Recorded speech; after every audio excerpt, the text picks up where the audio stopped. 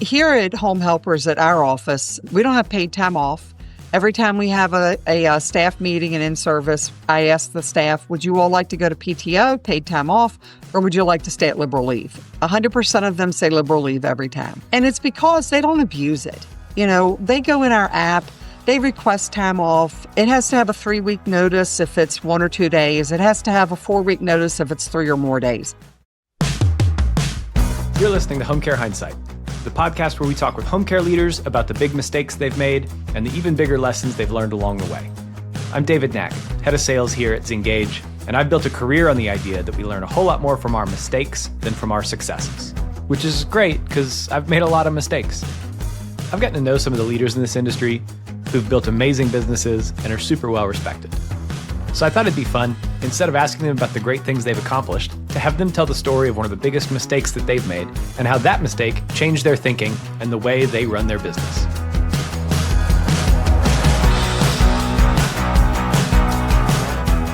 All right, welcome back to another episode of Home Care Hindsight, brought to you by Zingage. I'm joined today by Lisa Fausey. Lisa, welcome to the show.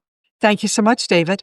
Lisa, for people who aren't familiar with you, how would you introduce yourself? My husband and I own a Home Helpers franchise. We actually own three of their locations, our locations in Martinsburg, West Virginia, Hagerstown, Maryland, and Winchester, Virginia, serving about 80 some odd zip codes throughout those 3 states. And, as we've chatted before, you kind of have a different approach to the business. A lot of people get into this business, and this is a great reason to get into the business because they really care about seniors. Often they've had an experience with mom or dad. But you were telling me you kind of got into the business and think about the main purpose of your business being something just a little bit different. That's correct. Yeah. I love the old folks. I always have. I was a CNA when I was in my 20s and have worked in lots of home care. But the main reason and what really stood out to me as I was looking to open a business was the ability to employ people and help change their lives and help, moms and even dads that want to stay home some with their kids also, but yet they want to have a job that's rewarding and meaningful and that really provides care for them too. How do you think, as you think about like the labor market in your space, how do you think your kind of approach to the business being very like employee-centric, how do you think that impacts your ability to kind of differentiate yourself over and against the other employers in the space? Well, I think what happens is when a person comes here to work and they see the engagement that we all have within the office with them, I think that makes a huge difference. And then also they feel my heart for them. It's not unusual to have a care pro come in here and sit and chat about something complicated going on in their life. Like maybe they are a sandwich generation person caring for their family member who has Alzheimer's and also taking care of children and grandchildren sometimes within their home. Multi-generational homes are very common in our area, maybe even across the country. I think it really sets apart that we take the time to involve ourselves as much as we're allowed to in someone's life to help them to get beyond where they are if they want to do that. Education-wise, we have an apprenticeship here and a lot of other things that are in place, benefits and things of that nature, so that even a part-time employee can feel like they are part of something a little bit bigger. And this is kind of a shameless plug, but you guys are one of my favorite types of customers for the Zingage platform, the engagement tool, because you had a really strong culture before we ever started working together. And, my understanding is you think of us as an extension of that culture, not as a way to it's not a silver bullet to where we're trying to solve all the problems with, some gamification. And so talk a little bit about, the decision-making process to purchase Zingage Perform and a little bit of the kind of results and impact that you've seen on your caregivers. Well, it all goes back to how we look at how we pay. So where most companies look at this is your hourly rate. We don't look at it that way. We look at our pay package. So the pay package doesn't only include just what they make per hour, it includes things like Zingage. That is part of their paycheck, their company matching 401k and all those things. So as you guys were present at our national conference with Home Helpers, I was able to sit and talk with someone. I don't recall if it was you. I think it might have been someone else actually that was at our very first conference. And so as I learned, I'd already learned about what gamification was, but I was really looking for someone who was a real partner to us who we could customize what we were doing. We could use it to connect and grow a stronger relationship with our care staff who are out in the field. And I just felt that Zingage gave us a lot of different options and have continued to grow those options over time. Well, appreciate you sharing that. If somebody was thinking about like rolling this out, what do you think are the things they need to do internally that are most important to make that program a success? Because you guys have a ton of your caregivers using the platform. Yeah, they love it. They just love it. I would say the first thing to think about is defining your budget. So figure out what it is that you want to budget per month for the overall program, and then work with someone from Zingage, because that's what I did. I had a gentleman that I was working with who helped me to define all of those things, to walk through it, to help me with training. And that really helped me to control my budget, because at first it was out of whack. I didn't have the training. So when I reached out for help, I got it, and we were able to define something. And now I know how to use it for lots of things. A recent way that I've used it is I do every month, I do what's called a caregiver roundtable or care pro roundtable. And basically, I log online on Teams. I invite everybody through a link to come to the open forum for an hour at different times of day, different days of the week, so that the care pros that are out in the field can feel like they're still connected to me at the office, not just to their supervisors. And you're using Zingage as the way to communicate that that's happening, and wonderful.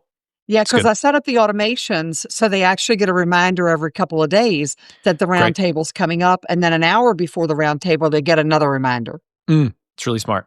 Okay, great. Well, Lisa, thanks for jumping on. You're somebody who is really visible in, I think, all the circles that you're in. I see you at all of Steve's events, and your team's very active with his program. I think you're very much a leader within the home helpers community. So you're somebody who's accomplished a lot within a home care business. But, I bring people on this show who've accomplished a lot. And instead, I ask them about the biggest mistake that they've made and how that mistake changed the way they think about life and about business. So, Lisa, what's your big mistake? Well, when I first opened, everything was about driving some revenue, because I left a really good paying job and I came to, owning a franchise and spending a lot of money.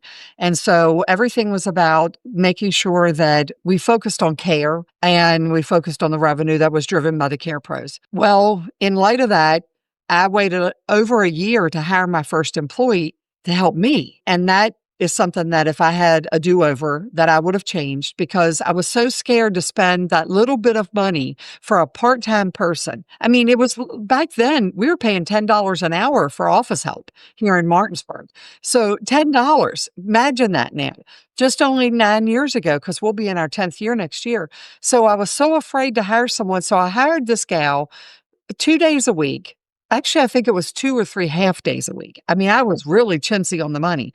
I let her come to work for me, and I trained her how to answer the phone and everything. And then I could go out and hold appointments. I could go, do what I needed to do for the business. I could go and interview people even off-site. She would book my interviews. She would pre-screen candidates. Well, within about a month, I put her on full time because I could see the benefit at that point in time. And then we took a trip to Mexico and left her in control of everything, because I just had to get away for a while. And so we went on like a 4-day trip or something. But that waiting too long to hire, I think, is a huge mistake that many business owners probably are really afraid of spending money that's not generating money, because we're just so cautious of that.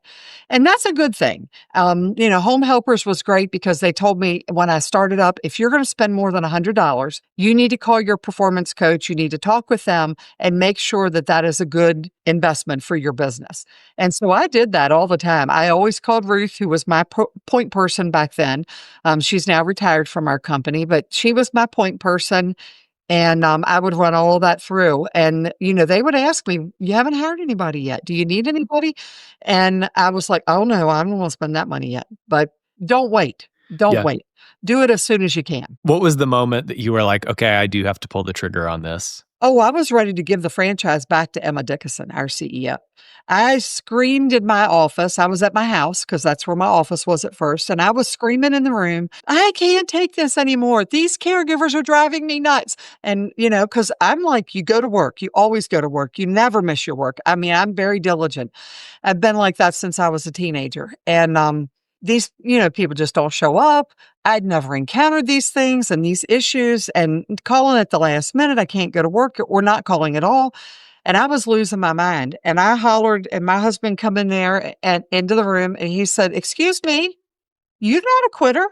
You're not quitting. We don't quit. You're not giving this back to Emma. She's not taking this back. You have to figure it out."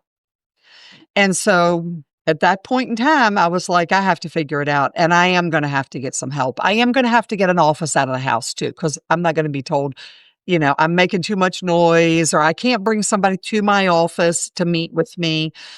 So I rented an office space, and then a month later, I hired that first gap. What was the scale of your business in terms of like billable hours per week that you were at when you finally made that hire? Maybe 150, 200 hours. I'd have to go back and really look at that to see where I was for that, David. But I want to say I was probably right around 150 to 200 hours. I had started off in that first year. My first client was my great aunt, and it wasn't planned that way. We had started the franchise, started hiring people, and she got sick. And so she started off being a 24/7 right away. And she'd never had children, never had surgery or anything. And she had the shingles, and it was very painful. So my mom was her family caregiver, and I lived across the street from she and my uncle who had already passed. And she said, "Tell Lisa I need caregivers 24 hours a day." And Lisa had 3 employees, one of whom was male, and she said no men.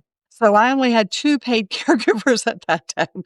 So it was a lot of fun. But, you learn and you grow through those things. Yeah. And then, I know I hear stories all the time about people hiring office staff and it not working out for one reason or another. And there's a lot of sunk cost in going through all the steps to hire somebody, bringing them on board, training them. And you realize like 90 days in, like, oh, this is not going in the right direction. When you kind of look back, what do you think it was that made your first hire successful? I invested time in training her exactly how I had been trained. So, and then I always checked back to make sure she was doing things. And we have a thing here still to this day in my office, which is to close the loop. So if, a client calls and they're changing their schedule a few days later or next week, all the various steps that you have to go through to make sure that that change is implemented and every person is touched that's involved with that. I taught her how to do that. And everyone else I've trained since, I've always taught them to do that, to make sure you go full circle. You handle all of those various things that you need to do, and you document, what's going on. You stay in communication and all those things. So I think that's probably what helped the most at first, was to really just focus on her being trained, and then train how to use all of our systems. At that point in time, we were using Home Track.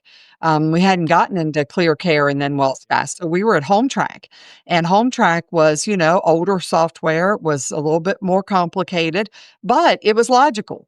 And so you could go through various steps, and, I'd just have her sit there and follow me. She was a quick study too. That really helped. She was a quick study. I think that's good. I think the other thing I'm hearing there is like, you were so fed up with the parts of the job that you were going to delegate that there was no bit of micromanaging there. Like you were like, I've got to get this off my plate or I'll die. When you delegate something to somebody else, once they've been trained to do it, you do have to check back. You do have to make sure that things are that they're following through and doing what you trained them to do periodically. At first, more so than later on. But I'm a hands-off person. If I train you how to do something, I made a Loom video and I sent it to you, I expect you to follow my steps to the letter and do what I ask you to do the way that it's supposed to be done. And my staff now, boy, they're phenomenal with that. Have you had any bad hires that haven't worked out? Yes. I had one recently. We had a longtime HR coordinator who left, and she even worked for a year remotely for us when she left to go out of our state to another state for a while. She stayed in her job, did all of the interviews remotely, and then she came back because we West Virginians, we always come back. And so she stayed for about a year or so after that and left. And I used an agency to help me hire. Wasn't anything on the agency. I picked the candidate. But as time grew on, she had not come from a background in anything to do with home care, home health, maybe a few months working at an agency that really didn't have a culture like we do. And didn't work as a team in an office like we do, because we all help each other here. Even though different people own jobs, we all still help each other, because if you're out, I got to help you because you're out. That's how it works. She just never really became a team player with us, and she decided to look somewhere else. And in hindsight, we look back at things that were undone and how she didn't engage and interact with us. I mean, we do fun stuff together. We have mandatory fun times and we go to events together and all. We check in on each other after hours and all. And as a salaried personnel, she'd turn her phone off whenever she left at the end of the day and do nothing. Yeah. So, it's kind of complicated. Well, great. Well, I want to transition next to something that you think is underrated in the industry. You think it's really important, but the industry as a whole tends to kind of undervalue it. There's a couple of things that I would say are underrated. The first of which is going to be liberal leave. Here at Home Helpers at our office, we don't have paid time off. Every time we have a staff meeting and in service, I ask the staff, would you all like to go to PTO, paid time off, or would you like to stay at liberal leave? 100% of them say liberal leave every time. And it's because they don't abuse it. They go in our app, they request time off. It has to have a 3-week notice if it's 1 or 2 days. It has to have a 4-week notice if it's 3 or more days. That's simple. We just had a gal that was off for 2 weeks because her husband's job had him go to Germany for 2 weeks. And she needed to be home to do everything with the kids and run the household and everything. So she could take off those 2 weeks. So that's kind of how it works. Even my office staff, if they need a day off, they just take the day off. They put in for it just like everybody else does. And so liberal leave is one of them. And then the other thing is really voluntary benefits. Voluntary benefits for part-time workforce, which most of our staff in home care are part-time. There are only a few companies out there that offer true part-time benefits. And granted, they do pay for what they get, other than the company matching 401k and Zingage and things like that. We have some other things. Empowered is something that we use for them. So when they refer another caregiver, they get paid $1 every time their referral works. So if their referral works 25 hours a week and they work 25, they get their pay. And then at the end of the month, Empowered pays them for those 25 hours per week times 4 weeks, whatever it is in that month. So those are some of the things that I think are probably underrated, is just making sure that all of your staff have access to life insurance, short-term disability insurance, dental insurance, vision insurance. A lot of our staff are on some type of Medicaid or public aid or ACA, and they don't have dental coverage with that. So consequently, dental coverage is so important, and vision, how many of them come in wearing glasses or should be, and so consequently we make sure. And if you're an HCAOA member, there are actually benefits that you can access through HCAOA, Home Care Association of America, for your staff, and vision and dental are part of that. So, find yourself an Aflac or an Allstate agent or whoever they refer through HCAOA, and make sure your staff have some type of benefits that they have access to. Yeah. What do you feel like is the best voluntary benefit that's worked really well for your team? Oh, the company matching 401k. Folks come, sometimes we get asked, can I, my car's broke down. I need to borrow some money. Can you advance me some pay? I don't do that. I'll tell them flat out, I'm not the national bank. Tell my kids that. But the reality of it is people need help sometimes. And you can borrow from yourself when you have a 401k. We do have means of learning how to save money and put money aside so that when you retire, you're not like some folks we see today. 25% of the elderly are living in poverty, below the poverty line. And we don't want our staff to one day be that person. We want them to know that if you just put a little aside each pay, you're going to have a nice nest egg whenever it's your time to retire. And we also partner with Mass Mutual so that if they need education on all of that, all they have to do is call up the rep and they will actually walk them through savings, adjusting their 401k, et cetera, so that it benefits them. What's a benefit you tried that was terrible? We've been through a couple of these virtual health plans.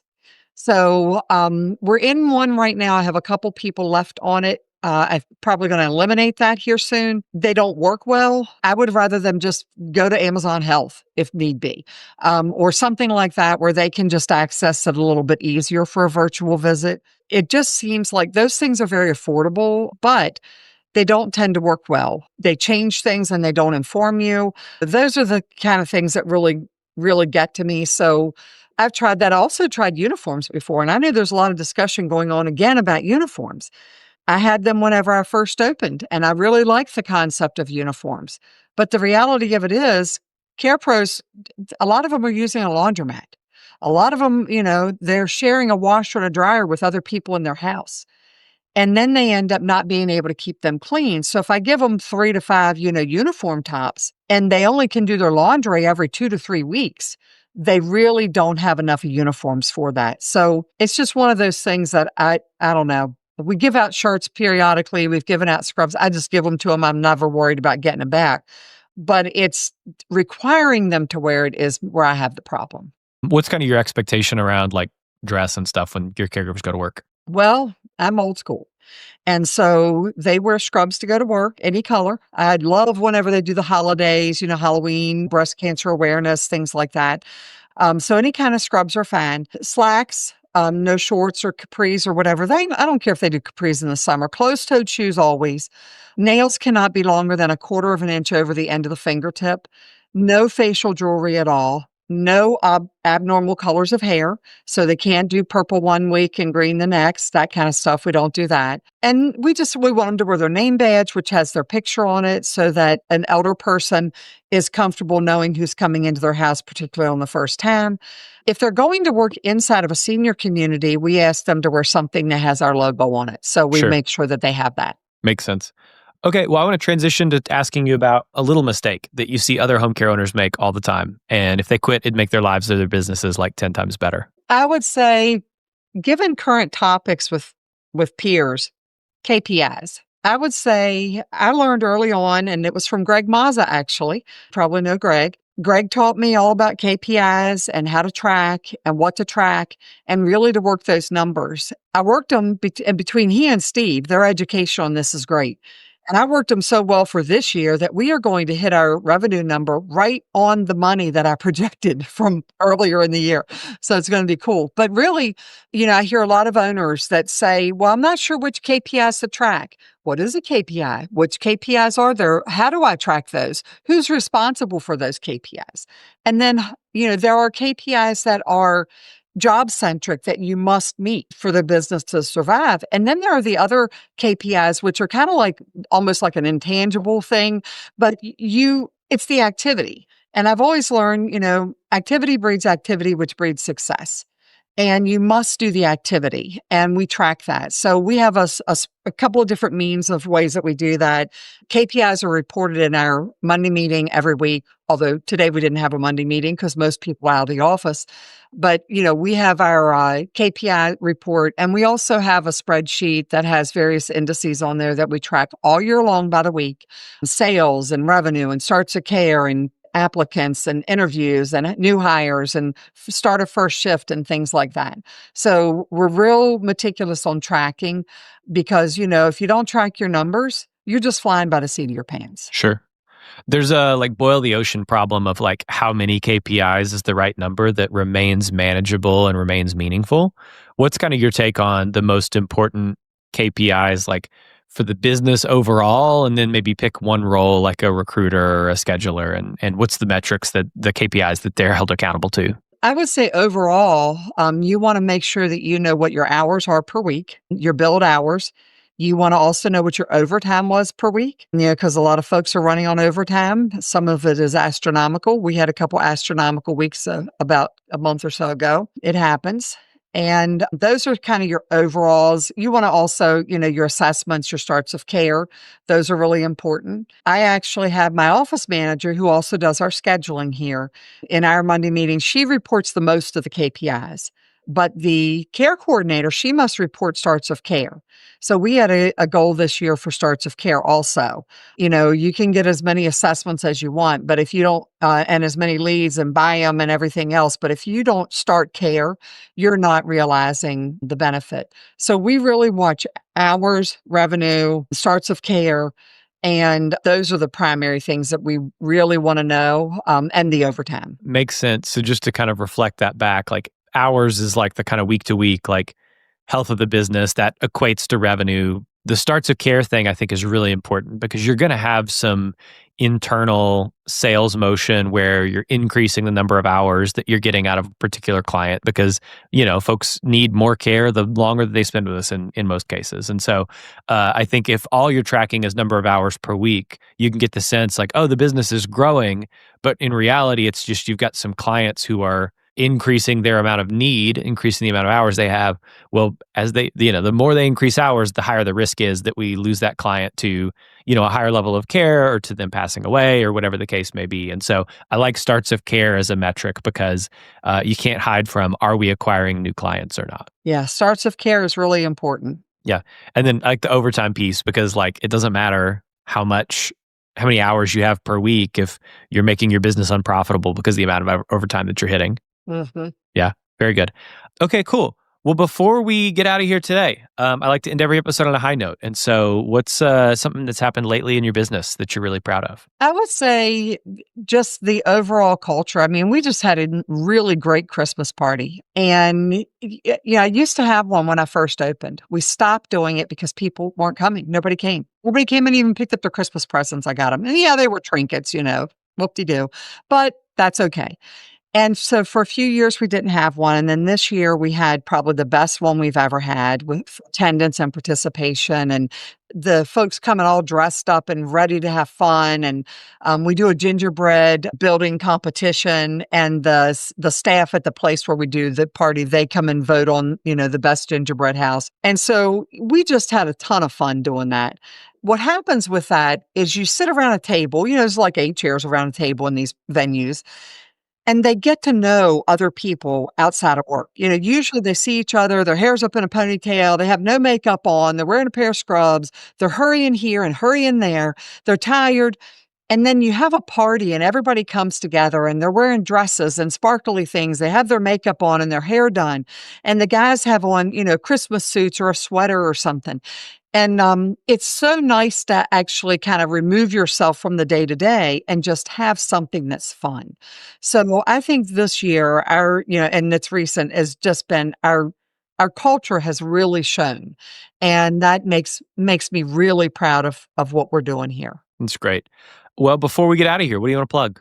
Oh, hey, the Home Helpers brand. I mean, Home Helpers as a growing organization, we're one of the oldest brands in the country, actually, of franchised home care. I need some neighbors. I mean, I'd love to have a neighbor north of me in Pennsylvania, up into lower Pennsylvania, because I get a lot of referrals for that market. I need a neighbor up there. But also our Cared For brand. A lot of folks don't know that Home Helpers isn't just caregiving. We actually have a meal delivery service. We also have phone calls that we can schedule as many times as you want them throughout the day, throughout the week, throughout the month, so that someone is checking in on a loved one. And then we also have a state-of-the-art 24-hour monitoring system that's powered by AlloCare, and it's our own brand called Direct Link. And we basically can take out anywhere from a little mobile unit, you would wear around your neck or on a belt clip, all the way to sophisticated monitoring systems, including sleep mats and things like that are in the home. So it's really advanced. And, in all honesty, the culture within Home Helpers, just like we have in our office a culture, there's a culture within our brand, is so strong. The support that's offered to a new franchisee, and I'm a training center for new franchisees. The brand itself is really solid and continuing to grow and expand throughout the nation. Well, Lisa, thanks so much for coming on, and really appreciate you checking in before the holidays. Great way to kind of start off 2026 is to talk about just how important it is to track those KPIs. So thanks so much for coming on today. Oh, hey, you're welcome, David. It's always a good time to hang out with you. On behalf of the team here at Zingage, thanks for listening to the show.